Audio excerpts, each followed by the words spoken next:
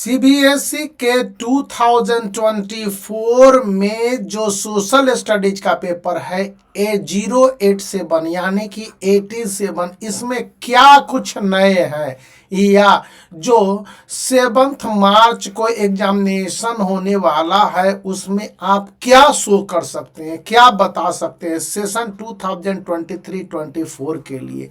आज मैं जो ये डॉक्यूमेंट लेकर आया हूँ, इस डॉक्यूमेंट को आप देखेंगे तो पता चलेगा कि ये पूरी तरह से काफ़ी इम्पोर्टेंट है और इसको आपको जानना चाहिए, क्योंकि यह बोर्ड एग्जामिनेशन के क्वेश्चन पेपर की श्योरिटी नहीं है, लेकिन यहाँ से क्वेश्चंस पॉसिबल हैं।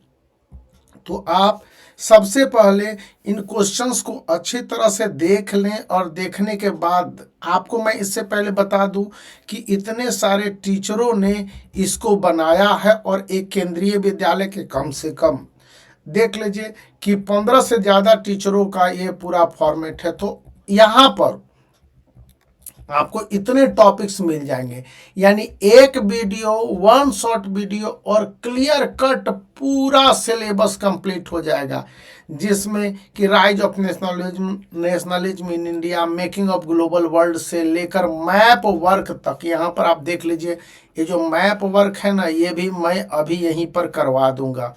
तो आपको करने क्या है या आप क्या कर सकते हैं,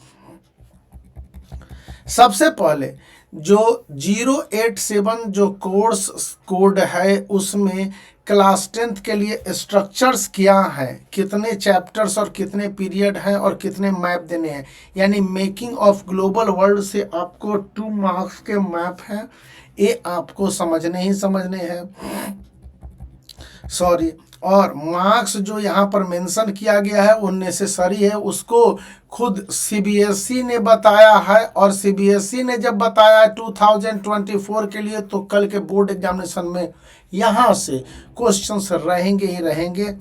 तो यहाँ पर देखना है कि मिनरल एंड रिसोर्सेज है, एग्रीकल्चर है और लाइफलाइन, यहाँ से 3 मार्क्स के मैप क्वेश्चंस होंगे।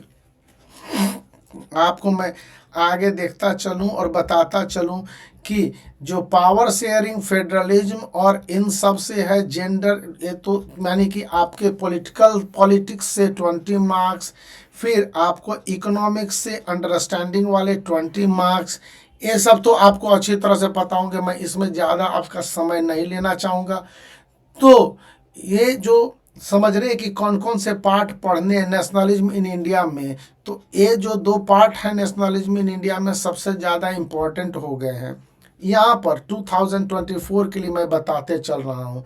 तो इसको आप देखते हैं तो you must be in a benefited position. Manufacturing industries को लेकर ये सारे पॉइंट्स इम्पोर्टेंट है और ये काफ़ी इम्पोर्टेंट है। तो सबसे पहला चैप्टर जो हम पढ़ते हैं, rise of nationalism in Europe. तो इसका कॉन्सेप्ट क्या है, 1848 में फ्रेडरिक सॉर्यू एक फ्रेंच आर्टिस्ट था जिसने कि 4 पेंटिंग बनाया था, उसमें से उसका एक पेंटिंग जो विजुअलाइजिंग हिज ड्रीम था काफ़ी फेमस हो गया। और यह बात करता है डेमोक्रेसी पर और सोशल रिपब्लिक पर, कि वहाँ पर रिपब्लिक होगा, सरकार चुना जाएगा हाईएस्ट लेवल तक भी लोगों के द्वारा, ये है। फिर फ्रेंच रेवोल्यूशंस के कंसेप्ट क्या है कि नेशनलिज्म को ग्रो हुआ, importance of various measures and policy changing थे, पीपुल इन फ्रांस, और उसके बाद change of monarchy and establishment of Republic है, क्रिएशन ऑफ न्यू असेंबली है, ये सारी बातें उठी थी, आप देख रहे हैं यहाँ पर। इसी तरह से making of nationalism in Europe, Europe में जो नेशनलिज्म फैलता है वो इटली, जर्मनी और स्विट्जरलैंड के यूनिफिकेशन के रूप में होता है। और इसके बाद जो यूनाइटेड किंगडम है जिसमें बहुत सारे डचेज है, कैंटून्स हैं, किंगडम्स में बटे थे और यहाँ पर डिफरेंट लैंग्वेज बोले जाते थे। तो लैंग्वेज एक बहुत बड़ा फ्लो है जिसके आधार पर यहाँ पर लोग का यूनिफिकेशन हुआ है, इंडस्ट्रियलाइजेशन हुआ है इंग्लैंड में। इसके बाद एक नया वर्किंग क्लास है जो मिडिल क्लास और लिबरलिज्म की उसकी नई धारणा रही है। तो ये बातें मैं बता इसलिए रहा हूं कि न्यू कंजर्वेटिज्म आया है 1815 के बाद, जिसको कि जो बोर्बन डायनेस्टी को फिर से रीइंस्टॉल किया गया है प्रसा फ्रांस पर प्रसा के द्वारा, ऑस्ट्रिया के द्वारा, फिर इंग्लैंड भी उसमें था, रशिया भी था। तो जैसे कि नेपोलियन के बेनिफिट के बाद जो यूरोपियन गवर्नमेंट थे ये कंजर्वेटिज्म को फॉलो करते हैं। कंजर्वेटिज्म मतलब कट्टर आइडिया की बात कर जी जाती है। तो ये जो मैं पॉइंट बता रहा हूँ इसलिए इम्पॉर्टेंट है कि इन पॉइंट के आधार पर ही कल जो क्वेश्चंस आने जा रहे हैं यहीं से होंगे। Fought for liberty, freedom and liberalism, nationalism, equality, fraternity and liberalism की बात करता है कि इक्वल सभी हैं, सभी लिबरल हैं और सभी फ्री हैं। तो यहाँ पर ये जो बात करता है गुस्सप मेजनी है, यंग इटली बनाता है और यंग यूरोप बनाता है।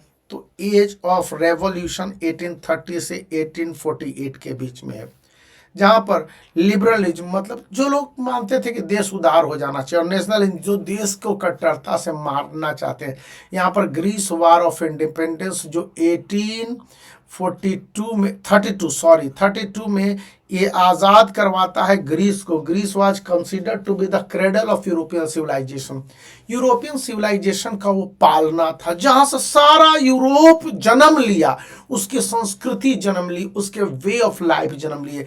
तो ये एक इम्पॉर्टेंट है। और इस ग्रीक वार ऑफ इंडिपेंडेंस के लिए इंग्लिश पोएट लॉर्ड ब्रायन अपने जान को दे दिया था। वो वार लड़ने गए थे, वार फंडिंग किया था और यूरोपियन देशों को जगाया था। और ऑटोमन एम्पायर जिसको हम लोग आज के समय में टर्की कहते हैं, और ये फर्स्ट वर्ल्ड वार में हार गया है इंग्लैंड के हाथों। उसके बाद अभी नेशनलिज्म इन इंडिया में पढ़ेंगे कि किस तरह से अंग्रेजों ने पटक दिया टर्की को और वहाँ के राजा को जेल में बंद कर दिया है, उसके कारण खिलाफत मूवमेंट हुआ है। तो उसको तो अभी बाद में देखते हैं।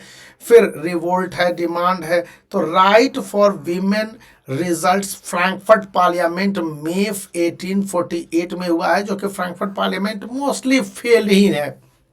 लेकिन यहाँ पर ये वीमेन के बारे में बात होता है।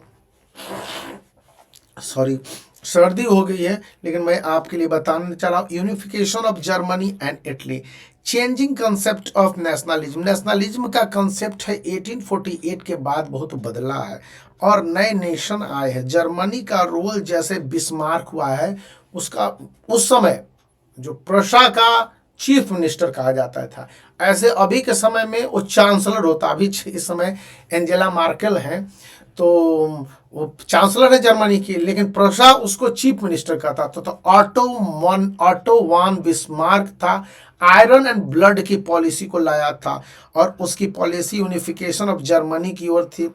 इसके लिए उसने प्रशा ने फ्रांस को भी हराया है, ऑस्ट्रिया को भी हराया है।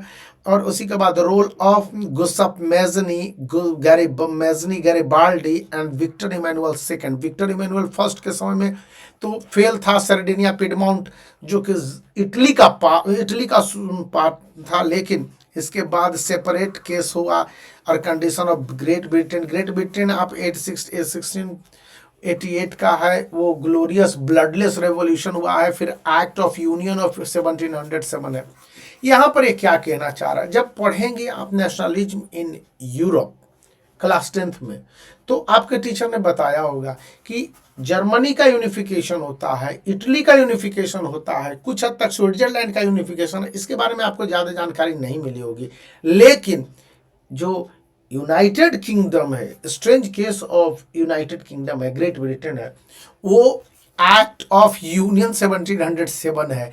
ये एक स्ट्रेंज केस है। यहाँ पर जीता गया है आयरलैंड, स्कॉटलैंड को, और बहुत स्ट्रेटेजिकली वेल्स को मिलाया गया है इसके लिए। तो यहाँ पर एक दूसरे रास्ते हैं। फिर विजुअलाइजेशन ऑफ नेशन के लिए एलोगरी आता है, जैसे जर्मेनिया जर्मनी के लिए होता है, मरियाना फ्रांस के लिए होता है। अब फ्रेंच एलियोगेरी का मतलब होता है इसे भारत माता हम लोग कहते हैं। तो इंडिया में यह नेशनलिज्म का विजुअलाइजेशन वीमेन के रूप में हुआ कि वीमेन है जो नेशनल फीमेल एलोगरी है। तो इसको लेकर जिस तरह से बातें उठी हैं, हम लोग भारत में कहते हैं भारत माता विजुअलाइजेशन, अभी आएंगे हम लोग की भारत माता की बात कर रहे हैं। तो यहाँ पर इसी तरह से यहाँ भी आया है। फिर नेशनलिज्म एंड इंपीरियलिज्म, नेशनलिज्म के साथ imperialism back to back, hand to hand चले हैं। अब इसको लेकर है 19th सेंचुरी के nationalism become a narrow creed with limited ends, ज़्यादा टॉलरेंस यहाँ पर नहीं था। फिर intolerance in Balkan, sense of big power, Balkan में हस्तक्षेप कर रहे थे, बाल्कन में कब्जा चाहते थे, जिसमें रशिया था, प्रशा था, इवन फ्रांस था। Aligned with imperialism cause first world war, और जब पूरा दो पोल में बट गया था यूरोप, यहाँ पर यूरोप 1 है और यूरोप 2 है, तो दो पार्ट में बटा हुआ यूरोप। इसके कारण से बहुत सारे नए आइडियाज इमर्ज तो हो रहे थे, लेकिन इनके इमर्जेंस का कोई एक कारण नज़र नहीं आया है, और यही फर्स्ट वर्ल्ड वार के कारण बने। तो उसको भी हम लोग देखेंगे। वो तो फर्स्ट वर्ल्ड वार पढ़ना ही नहीं, एट ए ग्लांस आप देखेंगे। कंजर्वेटिज्म जो है एक पॉलिटिकल फिलॉसफी है, थॉट है, एक विचार है, और यह स्टार्ट हुआ था importance of tradition and professional patience के साथ। गुस्ताफ मेजनी आया जो इटली के रिवॉल्यूशन में मदद किया था। मेजनी तो यंग इटली और बनाया था, और एक और ग्रुप बनाया था, लेकिन गुस्ताफ गैरिबाल्डी था जो कि खुद हथियार उठा लिया था, और जो ट्विन सिसिली को उसको मिलाया है। Otto von Bismarck was the chief minister of Prussia, और ये आर्किटेक्ट था यूनिफिकेशन ऑफ जर्मनी। यही एज इट इज़ आपके एनसीईआरटी बुक में लिखे हुए हैं, आप देखेंगे। अब यहाँ पर एमसीक्यू क्वेश्चंस है कि देख लीजिए, और इसके आंसर भी आपको यहाँ पर स्क्रीन पर दिख जाएंगे। तो ये आपको देखने हैं और इसको मिलाने हैं। मैं पूरा स्क्रीन पर एक के बाद एक दिखला दे रहा हूँ, ये क्वेश्चंस है। और ये क्वेश्चंस इसलिए इंपॉर्टेंट है कि असर्शन एंड रीजन वाले भी आपको क्वेश्चंस दे दिए गए हैं, जो कि इसलिए भी इंपॉर्टेंट हो जा रहे हैं। फिर पिक्चर बेस्ड क्वेश्चन से देख लीजिए। ये गुस्ताफ मेजनी ने सीक्रेट सोसाइटी बनाई है, फिर यंग यूरोप है और यंग इटली बनाया है। तो इसको लेकर है कि आपके पास 4 ऑप्शंस हैं।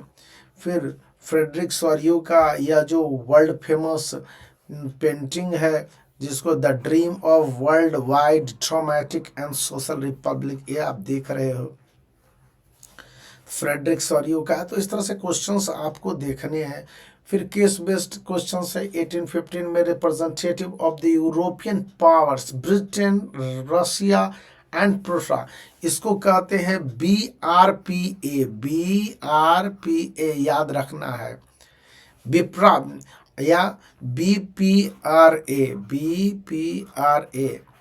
तो बिप्रा भी कहते हैं, जिसमें ब्रिटेन है, फिर प्रशा है, फिर रशिया है और ऑस्ट्रिया है। ये 4 ताकतें थीं जो कि फ्रांस को पूरी तरह से हराने के लिए तैयार थी। अब इसके आधार पर आपके जो क्वेश्चंस ऊपर पूछे गए हैं, तो आंसर द फॉलोइंग, ये आंसर आपको बताने की किस कंट्री के आर्मी का है। यहाँ पर आंसर भी आपको दे दिया गया। विप्रा भी मैंने बताया है। वियना कांग्रेस है जो कि कौन है होस्ट किया था। आप देखिए यहाँ पर आंसर दिया है बी, तो मतलब कि यहाँ पर कौन है, आंसर बी आ रहा है। तो गैरिबाल्डी नहीं किया था, मेजनी, गुस्ताफ मेजनी था, मेजनी किया था। Vienna Congress was hosted by Metternich किया था इसको। ये आपको थर्ड है Australian chancellor Metternich. Australian chancellor का एक बहुत बड़ा कथन आपको याद आएगा, सेइंग कि when France sneezes the Europe catches cold, जब फ्रांस छींकता है, मुझे भी अभी सर्दी हो रखी है, तो वो होगा कि पूरा यूरोप को ठंड लग जाती है। Dynasty was restored after 1850। Bourbon dynasty था, लुई 16 था जो कि इसी डायनेस्टी का था। मैंने 17th लिख दिया, 16th है, बोर्बन डायनेस्टी का था, जिसको 1850 के बाद जब फॉल ऑफ नेपोलियन बोनापार्ट हुआ तो इसको रिस्टोर किया गया है। ट्रीटी ऑफ वियना क्या कहता है, इसको भी आप देखेंगे। तो ट्रीटी ऑफ वियना कहता है कि undoing the most of the changes that was happened in French revolution. F R हम लोग कहेंगे फ्रेंच रेवोल्यूशन। और 1789, 789 आपको याद रहेगा, उसके आगे एक लगा देना है। और यही था जब फ्रांस में रेवोल्यूशन हुआ और इसके जितने भी चेंजेस थे वो उसको बढ़ाने के लिए काफ़ी था। तो ये बातें भी ध्यान रखनी है। और अब हमको दूसरा एक पैसेज आपको पढ़ के इस तरह से आंसर देने हैं, फिर आपको आंसर बता दिए गए हैं। फीमेल एलोगेरी का मतलब क्या है, या फिर जर्मेनिया का क्या मतलब है। तो इस तरह से आप एक देख लेते हैं 2 मार्क्स के क्वेश्चंस को। मरियाना को लेकर के है जर्मेनिया, और मरियाना फीमेल एलोगेरी टू द पर्सनिफाई है, इसको देख लेंगे। जोलेवरिन क्या था और जोलेवरिन क्यों फाउंड हुआ, ये पूरा आपको मिलेगा क्वेश्चंस आंसर के फॉर्मेट में है।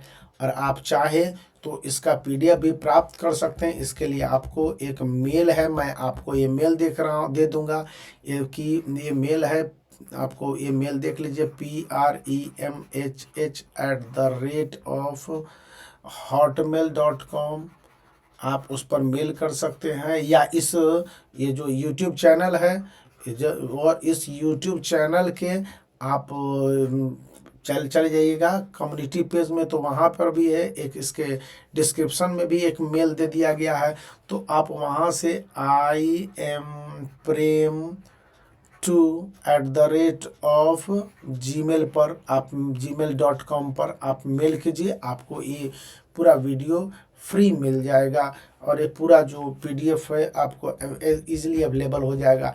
ये इसलिए भी ज़रूरी है कि मैं आपको अभी एक चैप्टर बता दिया, और इतने लंबे समय में पूरे चैप्टर को बता पाना मुश्किल है। देखिए, what were the ideal of liberal nationalism, liberal nationalism को लेकर क्या आइडियल्स हैं, इसको देखेंगे। तो ये भी है। अब देखिए, इसको आप इस किस तरह से अपने आंसर का प्रेजेंटेशन करेंगे, ये बहुत ही इम्पोर्टेंट हो जाता है। और कौन कौन से पॉइंट लिखेंगे प्रसाद विलियम्स का है, या ये सारी बातें हैं, इसको आप देख लेंगे, क्योंकि ये काफ़ी इम्पोर्टेंट है और आपको समझ में आने चाहिए ये पॉइंट्स। अगर ये समझ में आते हैं दैट इज़ गुड। और यहाँ पर फ्रेंच रेवोल्यूशन इवेंट है, उसको लेकर भी आपको बहुत कुछ समझने हैं। तो ये आप अच्छी तरह से इन पॉइंट्स को देखिए, एक पॉइंट से 2 पॉइंट से, और उसके बाद ये तो दूसरे ही पॉइंट्स हैं। फिर थर्ड पॉइंट है, फिर फोर्थ पॉइंट है राइज ऑफ नेपोलियन, एक पॉइंट के रूप में आप घर कंसेप्ट करें तो 5 है, 6 है। चूँकि लॉन्ग आंसर क्वेश्चन है तो इसमें 6 पॉइंट होने ही होने हैं। और इसके बाद एक बहुत बड़ा ऐसा है कि आप देख सकते हैं बहुत सारे चैप्टर्स हैं इसमें। नेशनलिज्म इन इंडिया की यहाँ पर आता है, nationalism in India. Nationalism in India कब से शुरू होती है, जब महात्मा गांधी रिटर्न करते हैं इंडिया को 1815 में, और उसके बाद से है। तो ये पूरा चैप्टर है। अब मैं मैप वाला बता देता हूँ क्योंकि वीडियो काफ़ी लंबा हो जाएगा, और मैं कोई प्रोफेशनल तो हूँ नहीं, मैं एक टीचर हूँ और बच्चों को ज़्यादा पेड़ में नहीं रखता हूँ। तो यहाँ पर मैं आपको केवल मैप वाला पार्ट है वो करा देता हूँ, क्योंकि मैप वाला पार्ट ही बहुत ज़्यादा इम्पोर्टेंट है और ये ज़रूरी भी है। तो यहाँ पर देख लीजिए, मैप मैं पूरा भी दिखला नहीं पाता हूँ क्योंकि मेरे पास है। देखिए, कांडला पोर्ट को देख लेंगे, मुंबई पोर्ट देख लेंगे, मरमागांव पोर्ट देख लेंगे, न्यू मैंगलोर पोर्ट देख लेंगे, कोचिन है, टुटिकोरिन है, चेन्नई है, विशाखापट्टनम, वाइजाग है। और इसके पास पारादीप है, उड़ीसा में है, हल्दिया है वेस्ट बंगाल में, फिर ये चेन्नई में है, मुरमेगांव है, देख लीजिए ये महाराष्ट्र है। तो ये कर्नाटक में है, न्यू मैंगलोर कर्नाटक में है, कोच्चि केरल में है, टुटिकोरिन की यहाँ पर आपके पास आ जाता है, कर्नाटक में टुटिकोरिन है, केरल वाला पार्ट ए है, कांडला उड़ीसा ये गुजरात में है। तो ये पोर्ट को आप ध्यान रखते हैं ऊपर तो कुछ है नहीं, तो मेजर पोर्ट से। फिर एक और मैप आप देख लीजिए, यहाँ पर ये मैप्स हैं जो कि आपको दिखला देते हैं।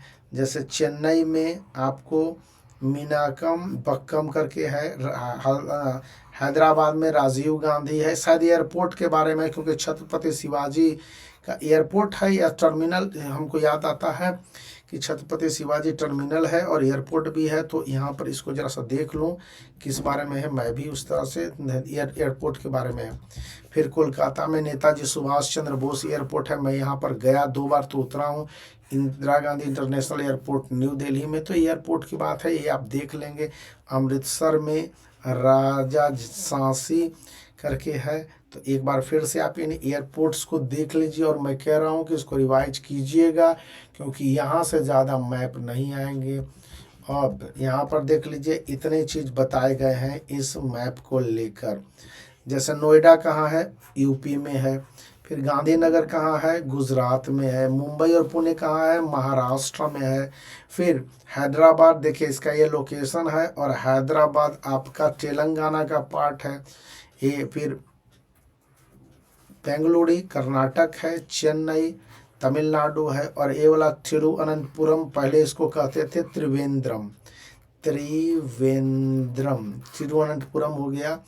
तो ये आपके पास केरला का पार्ट है, इसको देखना है, ये बहुत ही ज़रूरी है, और इससे आपको बहुत सारे बूस्ट मिलेंगे कि किस तरह से है। मैंने मेजर पार्क, ये आपको जो सॉफ्टवेयर पार्क है ना, ये आपको दिखलाए गए हैं इस समय। यहाँ पर देख लीजिए, ये आयरन एंड स्टील प्लांट्स हैं, इसको लास्ट टाइम रिवीजन कर लेने हैं। बोकारो है, फिर दुर्गापुर है, फिर जमशेदपुर है, झारखंड में ये दोनों है, और ये दुर्गापुर है वेस्ट बंगाल में है। भिलाई है, ये वाला पार्ट आपका देख लीजिए। भिलाई कहाँ होगा, ये एमपी हो गया, ये हो गया महाराष्ट्र हो गया। तो इस दोनों के बगल में भिलाई है, जो कि नया सा एक राज्य है, छत्तीसगढ़। फिर विजयनगर है, विजयनगर कहाँ है, विजयनगर कोनेरू हम्पी, याद कीजिए। तो विजयनगर कर्नाटक में है, सलेम है तमिलनाडु में। ये सब बातें मैं भी आपके साथ पढ़ रहा हूँ और देख रहा हूँ, कोई एक बहुत बड़ी चीज़ नहीं है कि मैं इसके लिए बहुत पहले से तैयार होके आता हूँ। देखिए कानपुर है, ये जगह काफ़ी रेवोल्यूशनरी रहा है ताटिया टोपे के लिए। इंदौर है, फिर सूरत है, मुंबई है, फिर कोयम्बटूर इस कोने में है, और ये सारे इम्पोर्टेंट पॉइंट्स हैं। और ये देख लेंगे कि कॉटन टेक्सटाइल के लिए काफ़ी फेमस है, कॉटन के कपड़े बनते हैं यहाँ पर। तो ये अब बाकी आप ये देख लेंगे, तो एक केस बेस्ड है। ज्योग्राफी का मैंने मैप आपको करा दिया है, तो वो जूट मिल के बारे में है, और बाकी सभी कुछ है। हिस्ट्री का मैप भी मैं करवा देता, तो आप इन सब पॉइंट्स को इसलिए देख लीजिए एक बार स्लो करके वीडियो को, क्योंकि काफ़ी तेज़ है, और क्वेश्चंस आंसर कर दिए हैं। मैं रैंडमली, ये नहीं कि मैं यहीं पर हूँ, रैंडमली मैं यहाँ पर आ जाता हूँ।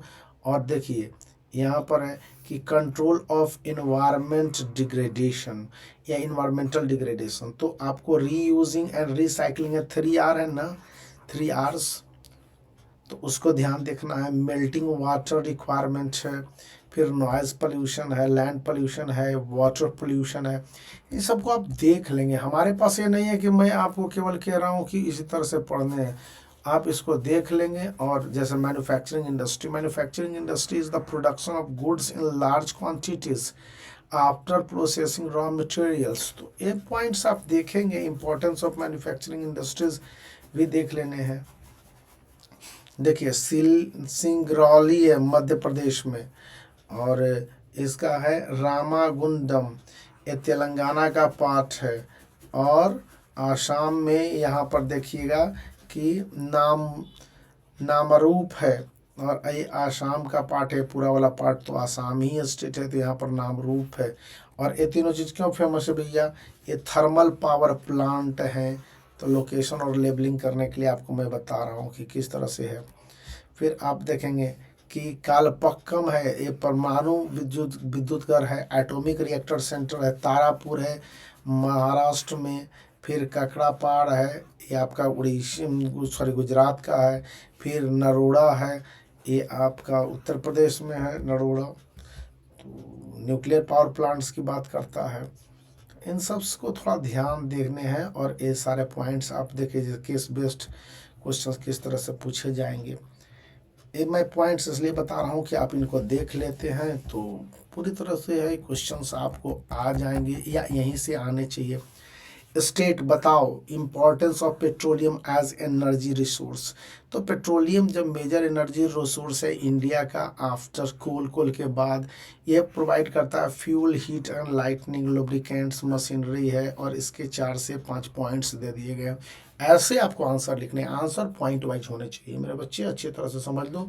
The more effective your answer the more marks you will get. Clear, इसमें कोई दो राय नहीं होने हैं। और इसको लेकर जो आप समझ रहे हो समझो, short answer question, long answer question से इसको लेकर आप पॉइंट वाइज जब देखते हो ना तो बहुत अच्छे होते हैं। यहाँ पर देख लें क्वेश्चंस को लेकर कि मैं मान लिया जाए ये एग्रीकल्चर को लेकर है कि ये बहुत अच्छा टेबल है। आप राइस का देख ले, खरीफ का, फिर वीट का देख ले, मिलेट का देख ले, ये इसका climatic condition, area of production से, ये 3 इम्पोर्टेंट हैं। पल्सेज और शुगर केन ये आप देख सकते हैं अल्टरनेटिव के रूप में 2024 में, ये काफ़ी इम्पोर्टेंट है। और बाकी तो कोई जैसा नहीं है, मेज़, खरीफ, टी, कॉफ़ी और रबर, इनमें से एक रहने की उम्मीद है। और तो आपको पूरा बता दिया कि कितना इसके लिए रिक्वायरमेंट है, क्या सिचुएशन है और कौन कौन सा जगह है। ऐसे भी आप पढ़े होंगे इंग्लिश, तो इंग्लिश में ग्लिम्पसेज ऑफ इंडिया में आसाम का जिक्र है। तो टी फ्रॉम आसाम, तो आसाम टी बीवरेज के लिए सबसे इम्पोर्टेंट जगह माना गया है। तो आप इसको भी देख लेते हैं, दैट इज़ गुड। तो मैं कुल मिला के यही कहना चाह रहा हूँ कि आप हैं जो समझ लेते हैं तो काफ़ी अच्छा कर लेंगे, और यही इस समय की ज़रूरत भी है और मांग भी है। तो आप है बहुत अच्छे से समझ लीजिए और उसको बनाइए, कीजिए। ऑल द बेस्ट, आपका एग्जामिनेशन बहुत अच्छा जाए, आप बहुत अच्छे से मार्क्स प्राप्त करें। तो वीडियो को लाइक कर सकते हैं, चैनल को शेयर कर सकते हैं और सब्सक्राइब करना ये